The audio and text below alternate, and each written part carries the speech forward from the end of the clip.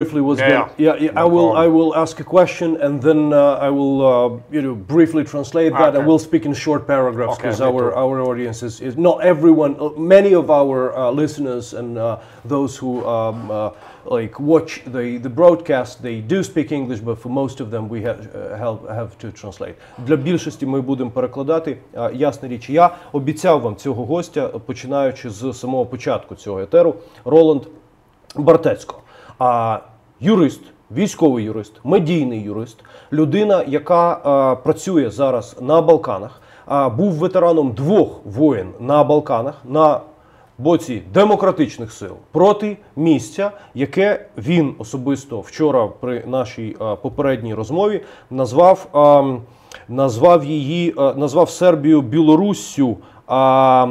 І в нас було питання від глядача, я попрошу зараз показати це питання з чатика. Ми комунікуємо з нашими глядачами, постійно, власне, стежимо за тим, що ви робите, питаннями, які ви ставите. So, we had a question from one of our readers. We got Vasil Matveychuk here. I don't see the parallel between Serbia and Belarus, one of our listeners says. Okay, in my opinion, the parallels that both are the only 2 allies that Putin has left in Europe. На мою думку, це 2 головних союзники, які в Путіна лишилися в Європі, і Білорусь, і Сербія. Both are the only 2 European countries that do not have joined the sanctions against Russia. Обидві ці країни єдині в Європі, країни, які не доєдналися до санкцій проти Росії. Both countries are led by autocrat leaders or dictators. Обидві керуються автократарними лідерами, авторитарними диктаторами. Both countries have in one form or other collaborated with the Russian military. Обидві країни в тій чи іншій формі колаборували, співпрацювали з російськими мілітарними силами. When I talk about these 3 countries, Russia, Belarus and Serbia, I always think about an axis like the axis, famous axis in World War II. Коли я думаю про Сербію, Білорусь, Росію, я завжди згадую держави осі Другої світової. Nazi Germany, Japan and fascist Italy. Нацистська Німеччина, Японія та фашистська Італія. Basically, that's it. These are the parallels. I mean, it's as clear as the day is long. Це як чистий білий день. Yes. Now you're here in Ukraine. I want to introduce you to my co-host, my friend, and an absolutely brilliant anchor. Nice to meet you. This is Nick Feldman. This is Rolанд Бартецько. We have started a little discussion on one of the draft laws that was introduced in Ukrainian parliament a while ago. Ми почали дискусію про один з законопроєктів, який був поданий в український парламент якийсь час тому. My friends and my brothers in arms who fought alongside with our platoon, international platoon in Kiev, but later joined the right sector, the правий sector movement. Мої друзі з батальйону, які зараз входять в ДУК правий сектор, помітили цей законопроект якийсь час тому. Він десь лишався там за лаштунками того, що відбувається в парламенті. It was not on the top news, but it was somewhere there at the, outskirts of the political landscape of Ukraine. Я хочу показати цей слайд зараз. Ми зацитуємо його. Роланд підготовлений до цього питання. Ми узгодили те, що говоритиме саме, до речі, і про це. Це файл, я бачу, Діма Михайленко додавав його, але номера не поставив плюсик. Тож мені важко тепер на який плюсик реагувати. Дайте ще раз, будь ласка, я щойно закинув. We're just trying to find a screenshot of this draft law. Залишіть його поки на екрані, може збільшити, якщо вдасться. Тож цитата звідси наступна. Військовослужбовці, військовозобов'язані та резервісти, які призвані на навчальні або перевірочні та спеціальні збори, не мають права оприлюднювати та або поширювати в засобах масової інформації, друкованих і аудіовізуальних, електронних і так далі, в тому числі в мережі інтернет, на веб-сайтах, веб-сторінках і в соціальних мережах, інформацію, відомості та дані, які пов'язані з виконанням обов'язків військової служби. Окей. Або отримані в результаті такої діяльності, зокрема, висловлювання, погляди та думки стосовно діяльності вищого будь-якого військово-політичного керівництва держави та інших командирів начальників, якщо це не передбачено їхніми службовими обов'язками, а також відомості про розташування військових. Ну, останній абзац є абсолютно слушним. Відомості про розташування військових та безпекових об'єктів, розташування та переміщення озброєння є військовою таємницею. Тут до останнього абзацу цього законопроекту в мене питань нема. Кожний, хто оприлюднює це навмисно, без узгодження з керівництвом, є так чи інакше або корисним ідіотом, або злочинцем, або агентом. До останнього параграфу в мене особисто жодних питань нема. So, yeah, I was briefly explaining this draft law to our audience. What do you think of that? Варто можливо... Нік, go ahead. Наш гость знає це? Так. Задавай питання. So, yeah, because, we've been communicating before the broadcast, so... Добре. You got this draft law? Yes, I read it several times, and... Я кілька разів прочитав. And first of all, I can give you my opinion as a lawyer. Перша думка як юриста Роланда Бартецька. And because I worked also in constitutional cases, so this is basically a draft amendment touching the constitutional rights of the citizens. Власне, я працюю з конституційним правом, наголошує пан Бартецько. Цей драфт, цей законопроект виглядає як поправка до конституційного закону. And the first thing when I read it, what I remarked was that there are 3 times they are mentioning the constitutional rights of the citizens for freedom of speech and... То, власне, я тричі перечитав цей законопроект. Перше, про що я думаю, перше, що я бачу там, це конституційне право на свободу слова. This always should ring the alarm bells, because normally they only do that, they don't have to mention it. It's in the Constitution. Why they mention it? Because the law, the draft amendment practically, how you say, it curbs one of these rights. Тож, це право на свободу слова, свободу висловлювання є записаним в Конституції. Цей законопроект, він, власне, намагається відрубати це право. Yeah. And everything is okay with this draft amendment except for one thing, and I think we all agree that is this that military serviceman concept, etc., are not allowed to give their statements, views, and opinions regarding the activities of the highest military political leadership of the state and other commanders. Все окей з цим законопроектом, окрім однієї фрази, що військовослужбовці не можуть озвучувати свою позицію щодо політичного керівництва або командування. The rest, for example, there's also that you are not allowed to publish on social media the location of military installations, which is a no-brainer. Абсолютно чітко, що військовий не може публікувати в соцмережах локації військових частин. Це просто ідіотом треба бути. I'm surprised that it's not already regulated. I'm sure it is. Мені дивно, що це досі не врегульовано. Я думаю, що десь врегульовано насправді. And I think they only put it in a draft amendment so that it looks a little bit better. Well, the thing is that this is not a draft amendment to Constitution. It's a draft amendment to a law. It's a draft amendment to a law, yet touching upon the constitutional right of an individual. Тож ми просто проговорюємо те, що я пояснюю Роланду, що це не є поправка до Конституції, це є звичайний закон. І каже, я це зрозумів. Тобто але цей законопроект торкається конституційного права. Yeah, of course it is a law, but it is a law that has to do with constitutional rights. So it will probably end up this amendment in front of the Constitutional Court, which I think.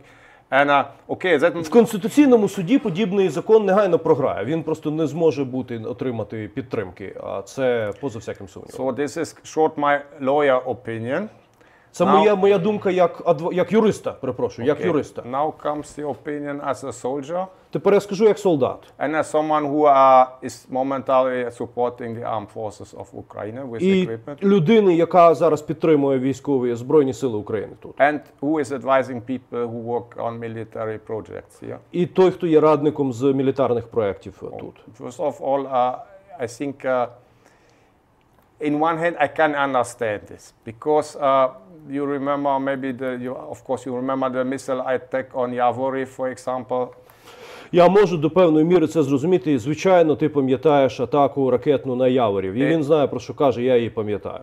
After that, there were a lot of foreigners that got away, and they are practically posting harsh critics about the armed forces of Ukraine on the web. Після цього, після атаки на Яворів, багато іноземців втекло і почали різку, жорстку критику українських збройних сил публікувати. And this was, of course, used by the Russians. That was in every Russian propaganda website. They recycled this post. Звичайно, що це дуже сильно використовувалося російською пропагандою. Кожен пропагандистський рашистанський ресурс використовував цей факт. That was really damaging. Це було дуже руйнівне, шкодливо. But on the other hand, I mean, this is really a thing weighing between more safety and security and more freedom for people, you know. So it's always... Це завжди баланс між більшою свободою для людей і більшою safety and security, безпекою. Yeah, I think that in my experience, the best army of the world has about 50% of military leaders who are absolutely rubbish. Навіть в найкращій армії світу 50% командирів повне гівно. So let's say the Ukrainian army is the best in the world and they only have 20% of their leaders are incompetent. Українська армія – абсолютний лідер армії світу, а в нас лише 20% командирів, на думку Роланда, є некомпетентними. Then you have still 20% of unhappy soldiers that are somehow have to address their complaints, their legitimate complaints. І в нас є 20% солдат, які мають якось вирішувати свої абсолютно законні скарги, complaints. So what can they do? I mean, if the army is able to have an internal complaint system, or is there's any institution that, for example, in Germany you have that, you have an ombudsperson in the army. І це дуже важливо. I'll just briefly comment on this. I'll just briefly comment on this. I translate you and then I have a brief comment. Тож, наголошує Роланд Бартецько на тому, що в Німеччині є військовий омбудсмен. І ми в цих етерах з Міколасом Фельдманом, з Тарасом Деркачем, з Діаною Макаровою, ми обговорювали це дуже ґрунтовно про необхідність появи військового омбудсмена в наших Збройних силах. В Німеччині він є. Go on. Yes. If the army is capable of dealing with these complaints in a proper manner. Якщо армія готова до того, щоб вирішувати ці скарги в правильний спосіб, then you don't need this draft amendment. Тоді цей проект поправки в Конституцію, Роланд продовжує називати його проектом поправки в Конституцію, бо він таким не є, але він так виглядає. Тоді він не потрібен. Yeah, you don't need it because nobody, I mean, these are adult people, they are not idiots. Тоді всі дорослі люди, вони не ідіоти, вони, якщо їхні проблеми вирішені, то не треба і все і робити. But if the army is not capable of dealing with it, але якщо армія не справляється з внутрішніми проблемами, then somehow the public, I think the public has the right to know what's going on. А тоді армія має звернутися до суспільства. А суспільство має право знати, що відбувається. I have this little thing, I'm not interrupting, but I kind of, intervene and then you could go on with your thought. But you spoke already as a lawyer, you spoke also as a soldier. Ви вже говорили як юрист і як солдат. But from your perspective of a German citizen, and the former soldier and the paratrooper within Buндесверу, тож з твоєї позиції як німця, німецького громадянина, і як колишнього паратрупера, колишнього десантника Збройних сил Німеччини, Бундесверу, чи можливий там такий закон? Do you think that kind of law is possible in Germany? No, it wouldn't be possible. No. Ні, це неможливо. I mean, this doesn't mean that a soldier has a carte blanche that he is allowed to post anything he wants. Це не означає, що німецький солдат має карт-бланш публікувати все, що йому заманеться. But there are enough laws and regulations, military regulations in place, and I think the same is here in Ukraine. I cannot imagine that there is not enough. I mean, It's now the 6 months of the war. Але в Німеччині є певний пакет правил, регуляцій, які, власне, регулюють це. І Роланд каже, що я не можу, я не уявляю, я думаю, і в Україні є. В Україні після 6 місяців має бути. I have a bad news for you here. Та ні, насправді є закон про державну таємницю, і він діє давно, і там є обмеження. Saying that there is a bunch of laws on the state secrecy, і у сфері оборони також. And the defense and elsewhere. Там регулюється інформація про те, що там не можна, відноситься інформація до державної таємниці в сфері оборони про зміст стратегічних оперативних планів, інших документів. There is regulation that basically regulates what part of the information could be revealed, it could not be revealed. There's martial law anyway. It regulates also these things. I worked as a journalist here. I'm under the same regulations. Є закон воєнного стану, який регулює ці речі. Я працюю тут як журналіст, каже Роланд, і я перебуваю під тими самими регуляціями. But then I think the problem is, because if you introduce or amend a law which makes no sense, then people will probably not obey to it. Є одна проблема. Якщо ти представляєш, якщо ти проводиш закон, який не має ніякого сенсу, люди просто не виконують його. Yeah, and this is not good. This is not good for any country. А це погано для будь-якої країни. Undermines the trust in the justice system. Це, власне, принижує, відкидає довіру до undermines the trust into в систему, в юридичну систему, в законну систему. And this this law now that you cannot buy alcohol after what? After 1900 or what? Після 7-ї не можна купити алкоголь. It's something I really not understand, but it's a good example because in 90% of the shops you can. Це теж, каже Рон, те, що я не розумію, тому що в 90% магазинів ти все одно можеш це зробити. They just tell you put it in a bag. Вони просто кажуть тобі поклади це в кульочок. And this У кульочок. Yeah, so it makes no sense. Or you pay in cash. I mean, I did it yesterday. I bought a bottle of whiskey yesterday night. And they just asked me for cash, not to pay by card. And it was after 7. Я просто вчора це зробив. Я купив пляшку віскаря, і мені попросили розплатитися. So, but I think we agree. Здав, Чистий четвер. We call it the clean Thursday.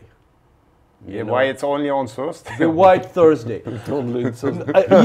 Тільки по четвергах, питає Роланд. On Thursdays, we're basically addressing the inner problems within the military, law enforcement, and this type of thing. Basically, we're doing this international kind of broadcast, but Thursdays are the days where we address those issues directly. Я поясню Роланду, що по четвергах ми робимо ці ефіри чистого четверга. And to be honest, I mean, now it's war and everybody has to work for the victory, but still there are things that has to be addressed.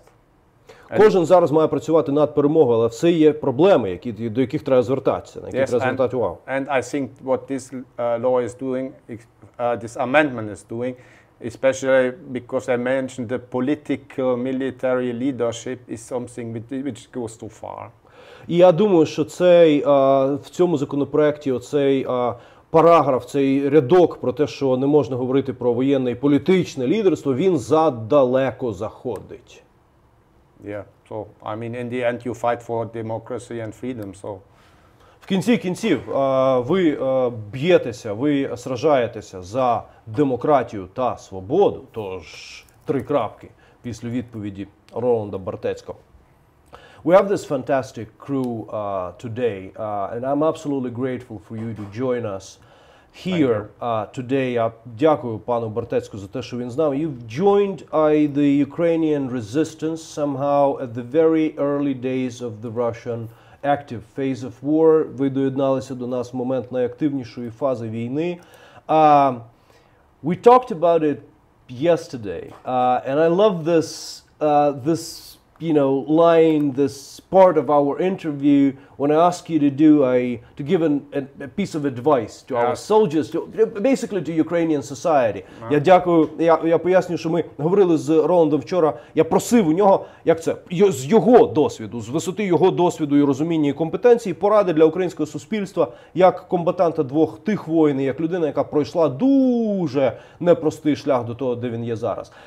What would you, like, if I'd ask you to give a piece of advice to Ukrainians these days, what would that be? First of all, I don't give any military advice because Я не даю воєнних порад, because nobody needs it. нікому вони не потрібні, They are doing good.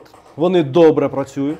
And but what I always what struck me from the first week of the war that people they should care a little bit more about their health. Але що мене вразило в перші ж години, перші свої враження тут, I mean, щодо людей, вони мають турбуватися про своє здоров'я. Люди, They're українці. creating themselves too much stress. Вони самі собі створюють стрес.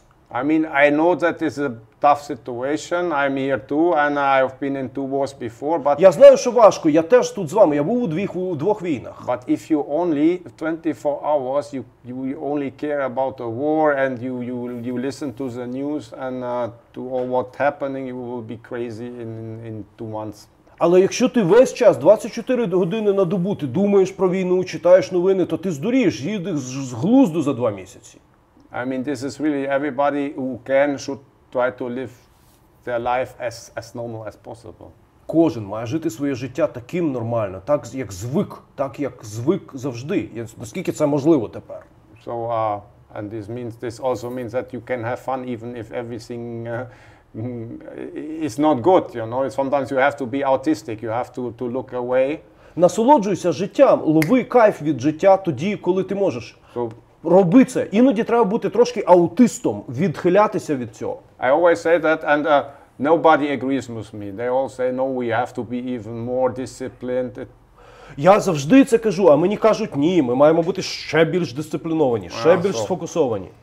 So, Not a case, not a case. This is what we are saying. Це теж, про що ми говоримо тут. Посміхайтеся під час війни. Війна надовго. Війна ця насправді не закінчиться скоро.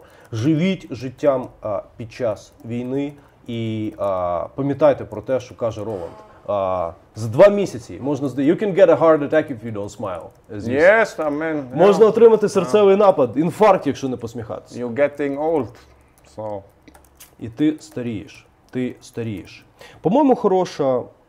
Давай скористаємося Роландом, те, що він тут, і поговоримо про Балкани. Давай поговоримо про питання, пов'язані саме з можливостями там виникнути бодай чомусь. Тобто, давай ти переклади, будь ласка. Я буду перекладати, став питання, і я буду перекладати вашу розмову. Добре, дивись, 2 тижні, тобто на середині липня у нас є сербський президент Вучич, який сказав про те, що якщо світ та Україна не погодиться, не пристане на вимоги Путіна, почнеться пекло.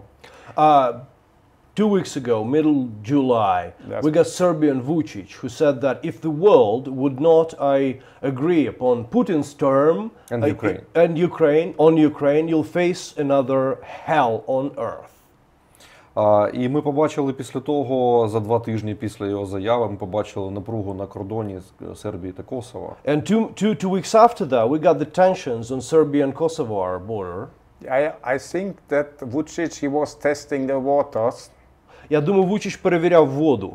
Because the situation has changed a lot after the Russian attack on Ukraine. Тому що ситуація там, you mean situation there? Yeah, everywhere. Everywhere. Тому що ситуація дуже змінилася після того, як Путін атакував Україну. So when he did this kind of provocations 1 year ago, Тож, коли він зробив цю провокацію рік тому, he always got away with it. він завжди міг втекти з цією Because провокацією. the world wasn't very much interested in what he has with Putin or... Тому що світу мало цікавило, що там у Вучича з Путіним. Зрозуміло. Але now the reaction was very different from the international community. А тепер від інтернаціональної спільноти була дуже різна реакція, інша реакція. There's practically everybody said rightly, but this comes from Russia. They want to open a second front line. Yeah. And so I think he learned a lesson. Тож тепер всі кажуть, що хочуть відкрити другий фронт проти Росії. Да? І для нього це, здається, що він це зрозумів. Yeah, maybe not a war, but to raise the tension so much that, for example, that the Europeans and the Americans have to divert a lot of attention Можливо, не війну, так, але підвищити напругу так, щоб західний світ відвернув увагу. And a little bit lose the focus on Ukraine. І трошки втратив фокус на Україні. So this was, I think, the intention. It didn't work like always. Скоріше за все, це був намір, який, як завжди, не спрацював. But this is not over. This will be wait. Something will happen. Але це все не закінчено. Там щось ще станеться на Балканах. I mean, Russia. We spoke about that yesterday. This is a long mission to destabilize the Balkans. Росія має довге завдання своє дестабілізувати Балкани. Because Russia considers as a zone of influence. Вона розглядає їх як свою зону впливу. And there's practically, it was always a kind of front line between the West and Russia, Serbia, Belarus in Kosovo, on the Kosovo-Serbian border. І там завжди був фронт між Заходом у Косово і оцими державами осі, яких Роланд називає Сербією, Білоруссю, Росією. In Kosovo you have Camp Bondsteel, biggest US army base in Europe. В Косово ми маємо найбільшу американську базу в Європі. And 80 kilometers away in Niš in Serbia you have the so-called Russian Humanitarian Center, which is a base of the Russian government. А в 80 кілометрах від того в Сербії знаходиться так званий російський центр, який є центром впливу Рашастану там. This is practically it was the new Cold War, and we hope that it doesn't develop in a new hot war, but as we can see here, it already has. Практично це була холодна війна, вона поки не перетворилася на гарячу війну там, але тут, як ми розуміємо, вона вже перетворилася на цю гарячу війну. Давайте спробуємо все ж таки спрогнозувати. От зараз уряд Косова зупинив поліцейську операцію на кордон з Косово. Відсунули якби поліцейські такі сили спецназу, дали місяць до початку вересня, аби щось розрулити. Я не знаю навіть на що дали місяць, мовно кажучи, для того, аби припинити там барикади і так далі. Що буде, якщо там не припиняться протистояння, барикади? So let's try to make to describe the outlook, to look into the future. Yes. So we got Kosovars who basically withdrew the special forces from the zone, and this kind of barricade situation to try to ease this tension. What happens if this tension is not eased? I mean, the reason, the official reason for the tension was that the Kosovars introduced a new law that Serbian citizens cannot enter Kosovo with their Serbian license plate. Тож, власне, напруга виникла після того, як косовари запропонували закон, прийняли, they introduced, they got the new law, right? Yeah, they got it from 1st of August. Тож прийнятий був закон, він не був законопроектом запропонований, він вже був прийнятий, що з 1 серпня серби на сербських номерах не могли заїжджати в Косово. Yes, and the reason for that was since 2008, Kosovars cannot go into Serbia with a Kosovo license. А причиною цього була відповідь на те, що відбулося 2008 року, додам від себе року війни в Грузії, яка була 14 років тому, коли, власне, косовари не могли потрапляти в Сербію на своїх косівських номерах. Because a lot of people in Kosovo, they work in Germany or France or Austria, they had to go through Serbia. And every time they went there, they had to take off the license plate, get some papers, pay some money, go to the border with Hungary, put them back on. It was, how you say, harassment. Багато хто з косоварів працює в Північній Європі, працює там офіційно. А що вони робили? Вони мали перетинати при цьому Сербію. Вони мали використовувати корупційні ланки в Сербії. Вони мали відкручувати номери, комусь давати на лапу, потім папірці якісь, перетинати кордон, знов прикручувати номери. So this goes on since 14 years. 14 вже років це триває. And the Kosovo government always tried with negotiations to solve this problem. Косівський уряд завжди намагався перемовинами досягти якось розуміння, припинити цю ситуацію. Was no result. Безрезультатно. And so they said, now we make reciprocity. So how you say, we do the same for you. This is the law language of law. Yeah, it's Тож ми вживаємо такий самий адекватний захід до вас. yes. So and now what they hope is that now the Serbs would say, okay, now let's negotiate on equal terms. We don't do it anymore, you don't do it anymore, and there's free travel. Тож розрахунок косоварів був на те, що вони вживуть такі самі заходи зеркальні, і тоді серби скажуть, ну добре, ми це робимо, ви це робите, давайте просто припинимо ці регуляції, відмінимо ці заборони, та й хай працює. So and every time there were tension in the north with the Serbs, when there were barricades, it was for equal things, because Kosovo, for example, the last time they said every citizen in the north has to pay their power bill. They never paid their power bill since 1999. Власне, ну це про зеркальну ситуацію з обох боків, яка відбулася, але додає Роланд, що серби, які жили в Північній Македонії, I mean Serbs living in Northern Macedonia, Northern Kosovo, I'm sorry.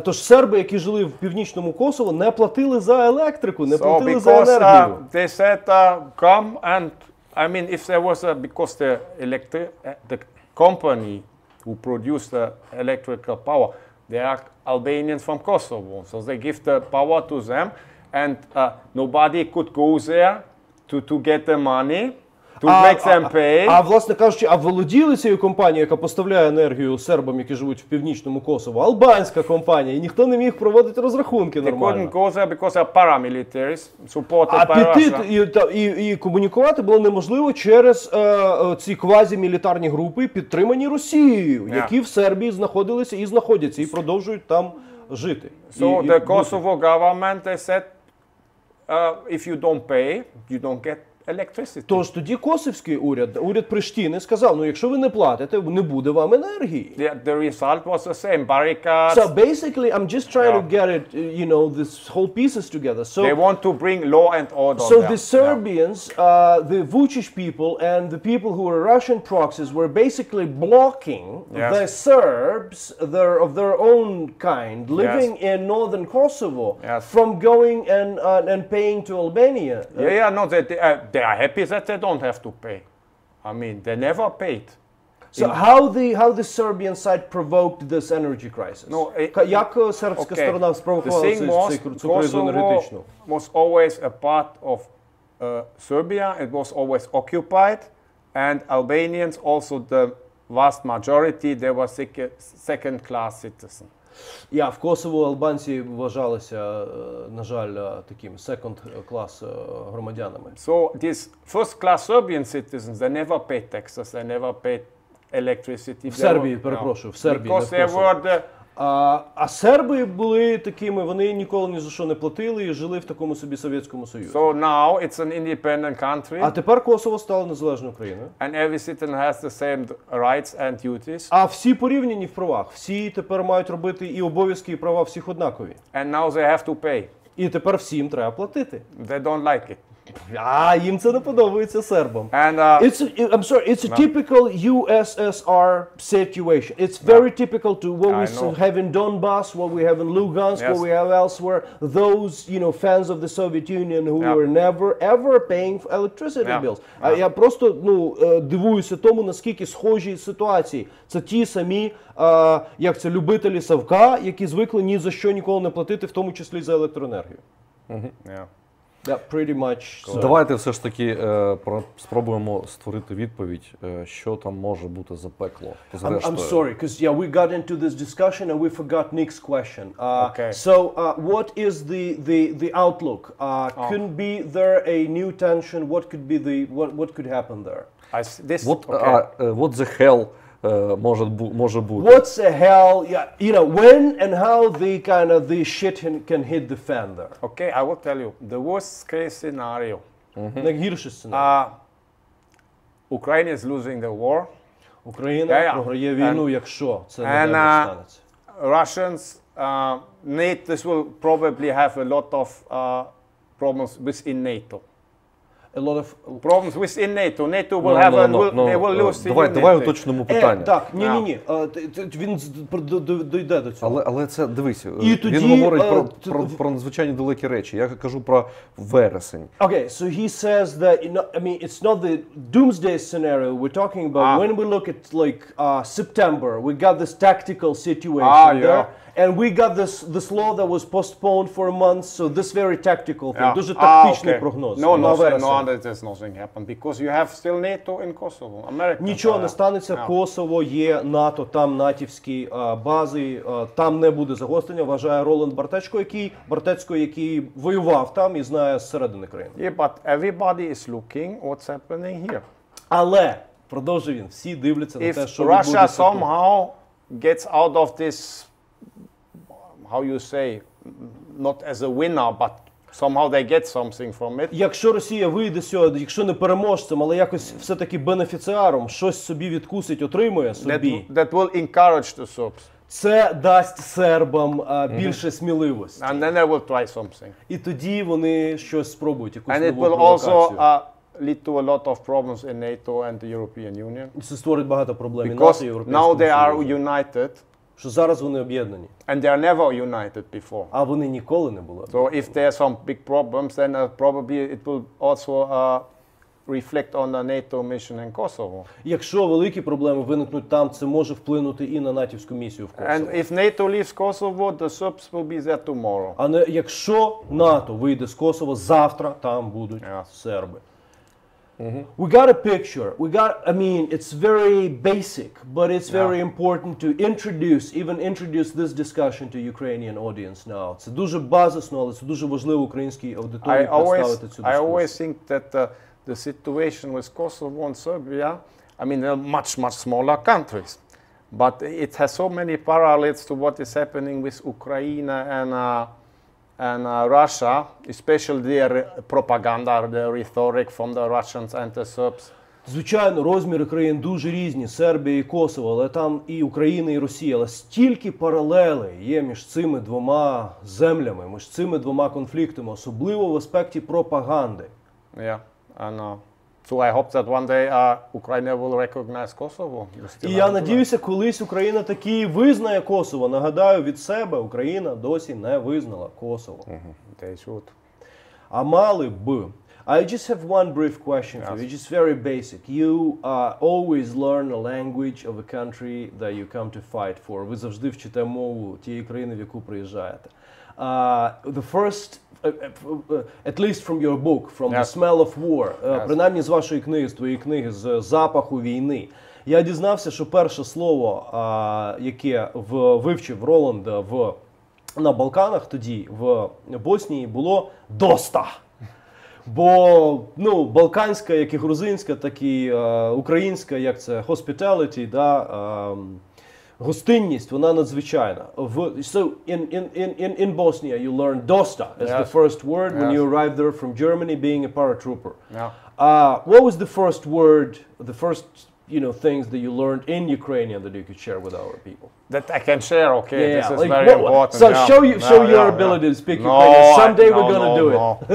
I mean, добрий день, дякую, and things like this. Дякую, добрий день. Добрий день, everybody. Добрий день, everybody. We got Роланд Бартецько with us. З нами був Роланд Бартецько. А ми в чистому четвергу з Ніком Фельдманом розбираємо внутрішні проблеми. І так сталося, що зараз ми мали можливість обговорити з юристом, з комбатантом, з ветераном двох війн і з людиною, яка знає зсередини і Бундесвер, і європейські країни колишньої Югославії. І тепер вже Україна обговорити важливий насправді законопроект, від якого пригорало в пацанів бойових, а в пацанів бойових не має пригорати від якихось папірців, які претендують на зміни в Конституції. Я хочу подякувати нам всім за увагу, за цей етер, за участь в ньому. І на сам кінець, перед тим, як ми попросимо Назара Задарія долучитися до нас із випуском новин, я хочу нагадати про ролик Патреона, про ролик того, як таку інструкцію, як донатити на цей проект. Ми розширюємо міжнародну мережу,